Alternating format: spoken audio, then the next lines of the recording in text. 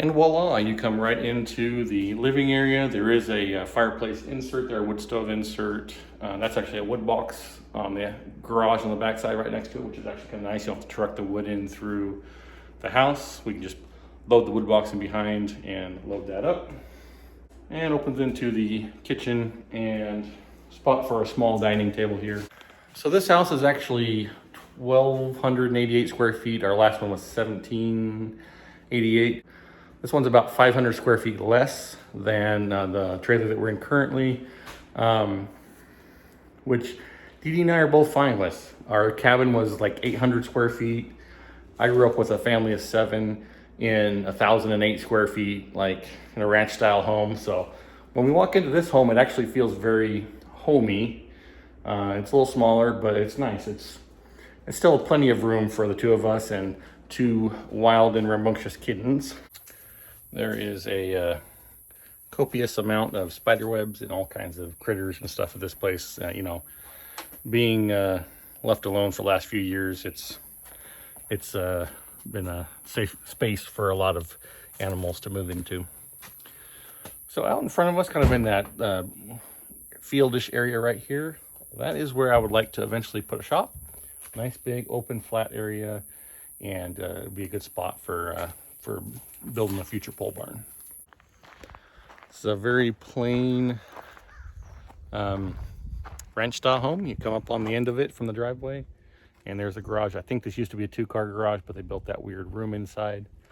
So maybe eventually we'll convert it back to a 2-car. Don't know, but for now that's fine. I am back inside the house. So there's quite a few things that this house really needs. Obviously, one of them was everything needed painted inside. There was just animal, like dirt and stuff on the walls. Obviously a very good smell. They needed to be masked, painted over, and we've accomplished that. I mean, it smells like paint in here, right? Fresh paint instead of nasty animals, and there was a very damp, moldy, mildewy, like vacant house kind of smell. Part of that reason is there was no vapor barrier underneath the house. No insulation, no vapor barrier. So once again, we have a pretty good expense in putting that in underneath. One of the other major expenses inside the house, well, it's actually outside the house, but you see it inside. Uh-oh. Needs a new pressure tank outside. So that will just sit there and surge on and off, on and off, on and off. So the bladder in the pressure tank is done. It's had a long life, and it is not happy anymore. So we need a whole new pressure tank set up for the well outside. I'm gonna go down and get that ordered up today and get that installed. We'll go ahead and we'll get a nice, good quality pressure tank from a local pump company and get that put in there. Siskiyou Pump down in this area, they've been really good to work with. I've had them do both service calls out before for stuff, as well as gone and bought stuff from them, and they've been phenomenal to work with. So I'm gonna go buy a pressure tank and all the fittings and stuff from them. All right, this kitchen needs a major makeover, remodel. It is not going to get that right out the gate. We are going to do the proverbial put lipstick on a pig kind of a thing. We're probably just gonna, I'll probably put in a new burner, gas oven burner with propane like we have at all our other places. Dee Dee loves cooking with gas, so we'll probably do the same thing here. But other than that, we're probably just going to go over top of the existing laminate and redo that laminate. For the time being, we're gonna paint all the cabinets. Dee Dee is picking out colors. I can't remember which one. I think we were thinking of that one. We're gonna do a greenish color this time instead of a blue like we've done the last couple. Other than that, we're gonna roll with what we have for a little while. Eventually we'll come back to this kitchen and we'll work on doing a full gut job on it. But for now, paint new inexpensive tops, and we're gonna call that good for the time being. So out in the garage here now, and one of the major things that needs to be addressed is the HVAC system. It is hammered, it is old, it's melting things. Pretty sure those aren't supposed to be all melted together. There's the old capacitor. This thing needs some work. We are going to try and just get it limping along. Eventually we'll put in a new system, but until we can afford to put in a new system, we'll probably just repair this one, see if we can get it limping back along for another year or so while we make plans for a new system. And here is a very ancient outdoor unit. Once again, that will be replaced. So the bedrooms are pretty small. This is the biggest one, and it is not big. There's no master per se in this room. So one thing we are considering in this room is actually changing this, rearranging this, maybe making this area over here that's like a desk area into the actual closet, taking this closet space over here and the wasted space of this hallway and making that into another bedroom, and then putting a door into the other bathroom on this side, which I think we could do pretty feasibly. It would just come in basically where this cabinet is currently. So we'd lose obviously some storage in the bathroom, but it would make it a 3-bed, 2-bath. So that's something we're kicking around, or maybe doing a small addition off the back at some point down the road, but obviously that's all future. The big things for getting us moved in is getting the AC fixed, getting the pressure tank fixed, and finish painting. Like, those are the major things that we need to get done, and then we can go ahead and start moving everything over. We're making headway on all of those things, so hopefully pretty soon we'll be able to move into the new place.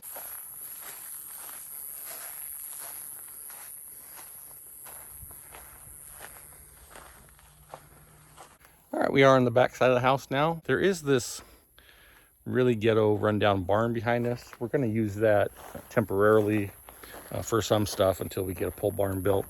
I'm not exactly sure how much it leaks and how sturdy it is. If you look at the roof line, it does that little business, and I'll show you why.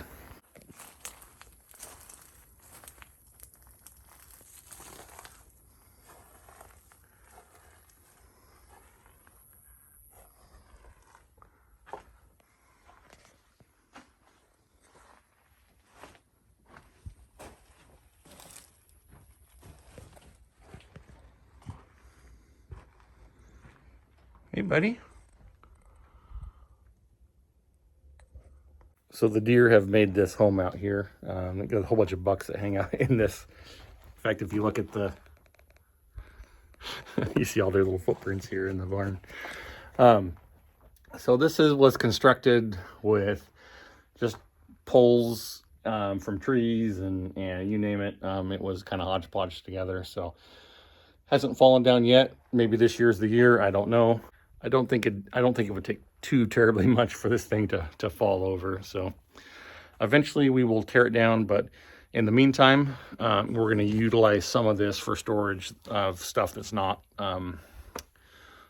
super important to have out in the elements.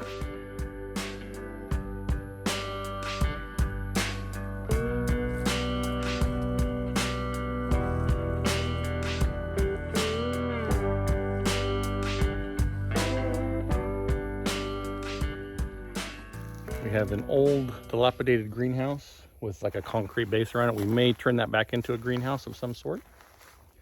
We have a really rough shed over here. There were a whole bunch of other sheds as well that have been knocked down and torn out already as stuff was getting cleaned up prior to the sale. So they got most stuff cleaned up, but there's still obviously some that didn't. And then this structure over here is the pump house. I'll show you the scariness that is the pressure tank in here. It also comes with some vintage canned goods. So one of these apparently had gotten knocked off by a squirrel or something the other day and fell on the ground and broke, and it literally just stayed a solid gelatinous blob. Some critter has come and eaten all that, but yeah, I don't know how many decades these things have been in here. That one's growing some sort of brainy substance on it, you know. It's probably turned into, some of it's probably turned into wine or crazy. Like this one, the lid rusted off and something got down in there, ate it all.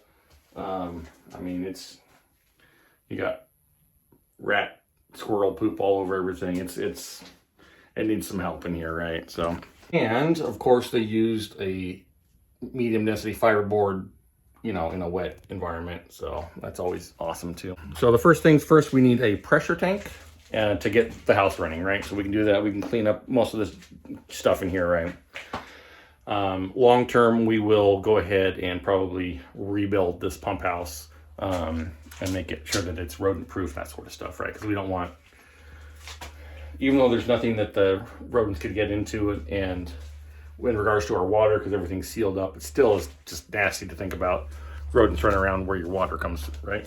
Probably will, looks like there was some sort of filter on there at some point. We probably will go ahead and put some filtration and things in there and of that nature in here as well. So lots to do, bare essentials, pressure tank, get the house up and running, AC, it's 110, and finish painting, right? And then that's the major things, and we can move in. There's tons of work to do outside, and that's where Dee Dee and I want to be, is working outside and getting some of this stuff out here under control. But the priority is actually getting the house together so that we can move in here pretty quickly.